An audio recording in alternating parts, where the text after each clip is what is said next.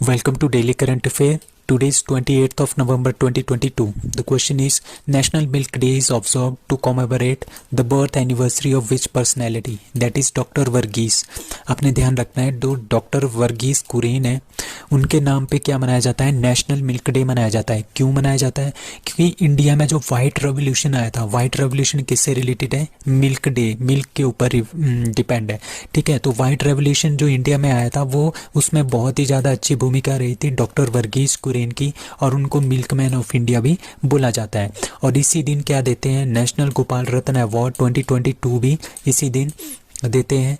ठीक है, एक नेशनल इवेंट हुआ था स्टेट ऑफ कर्नाटका में, वहाँ पे एक बुक थी किसके ऊपर, वर्गीस कुरियन के नाम के ऊपर एक बुक थी जिसका नाम था बुकलेट थी, उसका नाम है milk adulteration is to be released. ठीक है, कहाँ पे? कर्नाटका में. So which country has partnered with China for a 27 year natural gas supply deal? That is B, Qatar. So China और कतर ने क्या किया है, चाइना और कतर ने मिलकर एक डील साइन की है. 27 ईयर्स तक हम क्या करेंगे, कतर इनको क्या करेगा, ऑयल बेचेगा. कितने साल तक? 27 ईयर्स तक ये गैस सप्लाई करेगा चाइना को. ठीक है, और ये सबसे लंबा गैस एग्रीमेंट है, आपने ये ध्यान रखना है, सबसे लंबा गैस एग्रीमेंट है जो आज तक साइन हुआ है.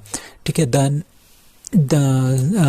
State energy company will send कितने, 4 मिलियन टन. ठीक है, 4 मिलियन टन जो लिक्विफाइड नेचुरल गैस है वो पर ईयर कहाँ से जाएगा, कतर से चाइना को जाएगा. ठीक है, it's new north field east project to China petroleum and chemical corporation, मतलब कि चाइना की एक कंपनी है पेट्रोलियम एंड केमिकल कॉरपोरेशन, उनको ये देगा, उसका नाम है साइनो पैक. तो किस किस के बीच में हुआ है, चाइना और कतर के बीच में ये सबसे लॉन्गेस्ट गैस एग्रीमेंट हुआ है. ठीक है, which institute of India was ranked among the top 50 in global university employability ranking by Times Higher Education. ठीक है, टाइम्स जो हायर एजुकेशन है उन्होंने एक क्या किया है, एक रैंकिंग चालू की है. ठीक है, उसमें टॉप 50 में एक ही इंस्टीट्यूट है इंडिया का, किसमें, ग्लोबल यूनिवर्सिटी जो पूरे वर्ल्ड की यूनिवर्सिटी है, उसमें एम्प्लॉयबिलिटी कितनी है, मतलब कि एम्प्लॉयबल कितने लोग हैं. ठीक है, जैसे एक यूनिवर्सिटी होती है उससे कितने स्टूडेंट्स एम्प्लॉयबल है. ठीक है, उसके बेस पे टॉप 50 में हमारे पास एक ही इंडियन इंस्टीट्यूट है, that is see IIT Delhi. IIT Delhi India में पहले नंबर पे है. ठीक है, और ये टॉप 50 में है वर्ल्ड में. India is in 13th position, मतलब कि टोटल इंडिया की 250 में से 7 जो इंस्टीट्यूट है वो इंडिया के हैं. तो इस हिसाब से सबसे ज़्यादा जो है 13th पोजीशन है इंडिया की in term of number of institution in top 250. ठीक है, और हम आगे हैं स्वीडन, हांगकांग, इटली और सिंगापुर से. ठीक है, तो IIT दिल्ली जो है टॉप 50 में आ गया है. ठीक है, और जो IISc बेंगलुरु है वो 58th रैंक पे है, और IIT बॉम्बे 72nd पोजीशन पे है. टॉप 100 में से हमारे पास 5 इंस्टीट्यूशन इंडिया के हैं, और टॉप 250 में से 7 इंस्टीट्यूशन इंडिया के हैं. Who launches PSLV C-54 on November 2022? That is C, ISRO. तो इंडियन स्पेस रिसर्च ऑर्गेनाइजेशन ने PSLV polar satellite launch vehicle C-54 जो रॉकेट है उसको लॉन्च किया है, ये वाला. ठीक है, इसमें क्यों लॉन्च किया, इसमें हमारे पास 9 सैटेलाइट्स थी. ठीक है, 9 सैटेलाइट्स थी जिसमें एक अर्थ ऑब्जर्वेशन सैटेलाइट EOS-6 भी था.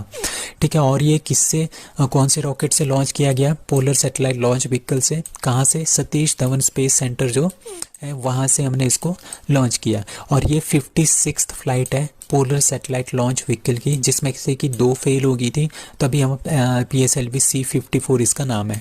ठीक है, तो ये 56th फ्लाइट है PSLV की. अब इसरो के चेयरमैन का है सोमनाथ. कब फाउंड हुआ था? 15 अगस्त 1969 को. फाउंडर कौन है? विक्रम साराभाई. अब हम कुछ इसरो से रिलेटेड कुछ क्वेश्चंस हैं जिनको हम करेंगे. ये पूरे साल के हैं, जो भी इसरो के इवेंट्स रहे हैं पूरे साल के हैं. ठीक है, जैसे PSLV C-52 14 फरवरी को लॉन्च किया गया था. इसमें रीसेट 1 ने EOS-4, inspire, set and INS-2D ये जो है ये भूटान का सैटेलाइट था जो लॉन्च किया गया था.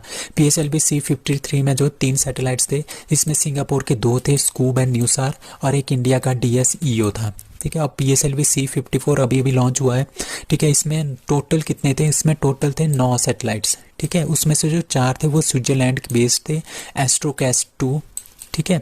और एक अर्थ ऑब्जर्वेटरी सैटेलाइट था, ठीक है, EOS-6 हो गए 5, ठीक है। एक था थाई बोल्ट, इसके 2 सैटेलाइट्स थे, 5 2 7। It is from the space startup था हमारे पास, ध्रुव जो स्पेस स्टार्टअप है उनके थे, ठीक है। एक अनंत सैटेलाइट्स था जो कि डेवलप किया था पिक्सल, एक ये भी स्टार्टअप है, पिक्सल स्टार्टअप अनंत सैटेलाइट। और इसरो के एक नैनो सैटेलाइट्स थे, 2 नैनो सैटेलाइट थे फॉर भूटान के लिए, INS-2 भी ये भूटान के लिए थे। इंडिया और भूटान ने इसको डेवलप किया था। तो टोटल 9 सैटेलाइट्स इसमें थे। अब कुछ और लॉन्च व्हीकल्स हैं, जैसे हमारे पास GSSLV फर्स्ट फ्लाइट इसकी 7 अगस्त 2022 को स्टार्ट हुई थी। स्मॉल सैटेलाइट लॉन्च व्हीकल, जो छोटे छोटे सैटेलाइट्स होते हैं ना, छोटे छोटे ऑर्बिट में डालने के लिए, ठीक है, उनका यूज़ किया जाता है। इसमें हमने 2 सैटेलाइट ट्रांसमिट किए थे, EOS-02 ये सक्सेसफुल हो गया था। आज़ादी सेट जो स्कूल के स्टूडेंट्स, लड़की स्टूडेंट्स ने बनाया था, ये क्या हो गया था, फेल हो गया था, इसको ऑर्बिट में हम पुट नहीं कर पाए थे। अब GSAT-24 ये एरियन 5 रॉकेट से हमने फ्रेंच गुआना से इसको लॉन्च किया गया था और ये लीज पे दिया गया है टाटा DTH को। अब न्यू स्पेस इंडिया लिमिटेड ये हमारे पास एक कंपनी है, पब्लिक सेक्टर की कंपनी है, मतलब कि सरकारी कंपनी है। वो क्या करेगी, जितने भी हमारे पास और देश होंगे, ठीक है, सपोज करो इसरो है, ठीक है, इसरो है, जैसे हमारे पास कोई और देश है, वो चाहता है कि हम इसरो के थ्रू अपने सैटेलाइट लॉन्च करें, तो न्यू स्पेस इंडिया लिमिटेड क्या लेगा, उसका ठेका लेगा, पैसे सारे कौन लेगा, न्यू स्पेस इंडिया लिमिटेड, और ये बोलेगा इसरो के कि इनके सैटेलाइट्स को लॉन्च करो। तो ये न्यू स्पेस इंडिया लिमिटेड 6 मार्च 2019 को अंडर डिपार्टमेंट ऑफ स्पेस के थ्रू इसको हमने लॉन्च किया था, बनाया था। हेडक्वार्टर इसका बेंगलुरु में, और इसकी जो फर्स्ट फ्लाइट है वो थी Amazonia 1 and 18 copassenger satellite from Sriharikota से हमने इसको लॉन्च किया था। ये सारे के सारे क्वेश्चंस आपके इसरो से रिलेटेड है, और वेरी वेरी इंपॉर्टेंट क्वेश्चन इसमें से पक्का जो कुछ ना कुछ किसी न किसी एग्जामिनेशन में आ जाएगा। INS मुर्मुगो delivered to Indian Navy each of which project, that is a project 15B। अब हमारे पास बहुत सारे प्रोजेक्ट्स हैं, जिस तरह से हमारे पास वॉरशिप्स बनानी हो, या फिर हमने जो इंडियन नेवी के लिए सबमरीन्स बनानी हो, तो उसके अलग अलग प्रोजेक्ट्स हैं। उसमें से एक है INS मुर्मुगाव, ठीक है। इसको क्या है, ये प्रोजेक्ट 15B का एक हिस्सा है। 15B का मतलब है Bravo class, 15B Bravo class, ये गाइडेड मिसाइल डिस्ट्रॉयर है, ठीक है, ये डिस्ट्रॉयर है, ठीक है। कौन बना रहा है इसको, इंडियन नेवी के लिए बना रहा है, और कौन बना रहा है, मेजोगॉन डॉक लिमिटेड इसको बना रहा है। ये नाम आपने याद रखना है, MDL इसको बना रहा है। और ये डिज़ाइन किसने किया है, वॉरशिप डिज़ाइन ब्यूरो ने इसको डिज़ाइन किया है, और मेजागॉन डॉक लिमिटेड इसको बना रहा है, under make in India initiative में इनको बना रहे हैं।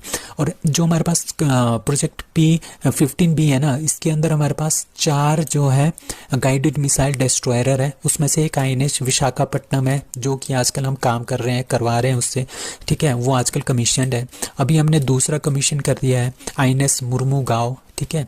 अभी ये जो 2 हैं इम्फाल एंड सूरत, ये भी बन रहे हैं, 2024 तक ये बनेंगे। तो आपने ये चारों नाम याद रखने हैं, ये है प्रोजेक्ट 15B के। अब कुछ और है, अब कोलकाता क्लास की, कोलकाता भी क्लास भी है, एक प्रोजेक्ट 15A इसका नाम है। इसमें हम स्टील्थ गाइडेड मिसाइल डिस्ट्रॉयर बनाते हैं, ठीक है। इसके हमारे पास 3 टाइप्स हैं, एक Kolkata, Kochi and Chennai. INS Kolkata, Kochi and INS Chennai, इसके 3 टाइप्स हैं। और इसको भी कौन बना रहा है, मेजागॉन डॉक लिमिटेड इसको बना रहा है, ठीक है। और ये क्या है, जो दिल्ली क्लास, पहले हम दिल्ली क्लास डिस्ट्रॉयर जो है यूज़ करते थे, इसका जो एडवांस्ड वर्जन है वो है कोलकाता क्लास 15A। अब हमारे पास एक आता है, काफ़ी इंपॉर्टेंट है ये, प्रोजेक्ट 17A। इसमें क्या है, इसमें हमारे पास स्टील्थ गाइडेड मिसाइल फ्रिगेट्स हैं ये, ठीक है, ये फ्रिगेट्स हैं। और इनको कौन कौन बना रहा है, इनको Mazagon dock ship builders MDL plus garden reach ship builders and engineer जो कोलकाता की है, ये दोनों मिलकर इनको बना रहे हैं। इसके अंदर हम 6 जो है वो स्टील्थ गाइडेड मिसाइल फ्रिगेट बना रहे हैं, जैसे नीलगिरी, हिमगिरी, तारागिरी, उदयगिरी, दुनागिरी एंड विंध्यागिरी। ऑलमोस्ट ये सारी की सारी जो है ये तैयार हो गई है। विंध्यागिरी अभी तैयार होना बाकी है, बाकी ये सब सारी की सारी तैयार हो गई है। अब जो प्रोजेक्ट 75 है इंडिया, ये वेरी वेरी इंपॉर्टेंट है। इसमें हम क्या बनाते हैं, इसमें हम सबमरीन्स बनाते हैं, ठीक है। ये इंडिया और फ्रांस का एक इकट्ठा एक प्रोजेक्ट है जिसके अंडर हम क्या बनाते हैं, सबमेरीन्स बनाते हैं। इसमें हमारे पास सबमेरीन कौन सी है, कलवरी, खांडेरी, खनंजवेला, वागीर एंड वागसीर, ये सारी की सारी जो है बनके क्या हो गई है, तैयार हो गई है। तो इसका नाम अपने याद रखना है, वेरी इंपॉर्टेंट, प्रोजेक्ट 75, इंडिया और फ्रांस के बीच में ये दोनों इसको मिलकर बनाती है। So railways plans to export Vande Bharat train by that is C 2025-26। So railways क्या कर रहा है, जो जितने भी हमारे पास वंदे भारत ट्रेन है उसको एक्सपोर्ट करने के लिए, बाहर वाले देशों में इनको बेचने के लिए 2025-26 तक इसको प्लान कर रहा है कि 2025-26 तक मैंने इसको एक्सपोर्ट करना है। आंसर इज सी 2025-26 तक। ठीक है, कहाँ कहाँ पे बेचेंगे हमने अपनी जो है ये वंदे भारत ट्रेन खुद बनाई है। ठीक है, इसको 2025-26 तक हम यूरोप, साउथ अमेरिका और ईस्ट एशिया में इसको बेच सकते हैं और काफ़ी ज़्यादा मुनाफा जो हम इसको इसमें कमा सकते हैं। करंटली हमारे पास 5 वंदे भारत एक्सप्रेस ट्रेन है इंडिया में। लाइक सबसे पहली थी न्यू दिल्ली टू वाराणसी, दूसरी न्यू दिल्ली टू श्री माता वैष्णो देवी कतरा, तीसरा मुंबई से अहमदाबाद गांधीनगर तक। ठीक है, चौथी है न्यू दिल्ली टू उन्ना हिमाचल प्रदेश अम्ब, एंड फिफ्थ है चेन्नई बेंगलुरु एंड मैसूरू के बीच में। ये साउथ इंडिया की सबसे पहली है, चेन्नई बेंगलुरु मैसूर के बीच में। Who wins vice presidency of international electrotechnical commission. International electrotechnical एक कमीशन है।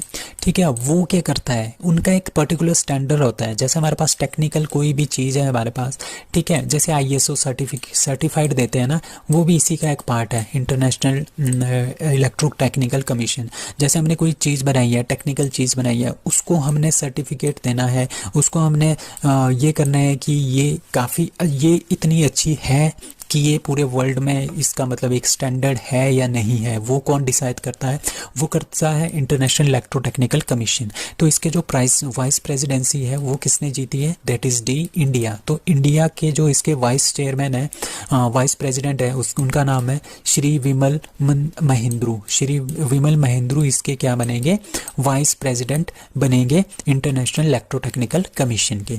ठीक है, और इनका काम तो पता ही है, पब्लिशर्स इंटरनेशनल स्टैंडर्ड्स, जैसे हमारे पास कोई भी डिवाइस बनता है उसके इंटरनेशनल स्टैंडर्ड्स क्या क्या होने चाहिए वो ये डिसाइड करता है for electrical, electronic and related technologies. So who has been appointed as new army chief of Pakistan, that is D असीम मुनीर। ठीक है, अभी जो कमर जावेद बाजवा है वो रिटायर होके उनको रिटायर कर दिया गया है, उनकी जगह पे कौन है, असीम मुनीर जो है उनको अपॉइंट किया गया है। ये क्या थे, ये ISI जो है हमारे पास इंटर सर्विस इंटेलिजेंस है पाकिस्तान की, ISI उनके चीफ भी रह चुके हैं। और जब पुलवामा अटैक हुआ था ना, उस टाइम जो ISI के चीफ थे वो यही थे, असीम मुनीर। ठीक है, अब कुछ और अपॉइंटमेंट्स हैं, लाइक मलेशियाज का new prime minister Anwar Ibrahim, Natasa Pirc Musar's first female president of Slovenia, Gustavo Petro first leftist president of Colombia, Tanzania की first female president Samia Suluhu Hassan 17th president of Philippines, Ferdinand Marcos junior 6 साल का इनका tenure होता है, president of Somalia Hassan Sheikh, president of Hungary Katalin Novak, James Marape prime minister of Papua New Guinea. ठीक है, president of Kenya अभी भी बने हैं विलियम सोमई आप Arap Ruto. So that's all for today, thank you.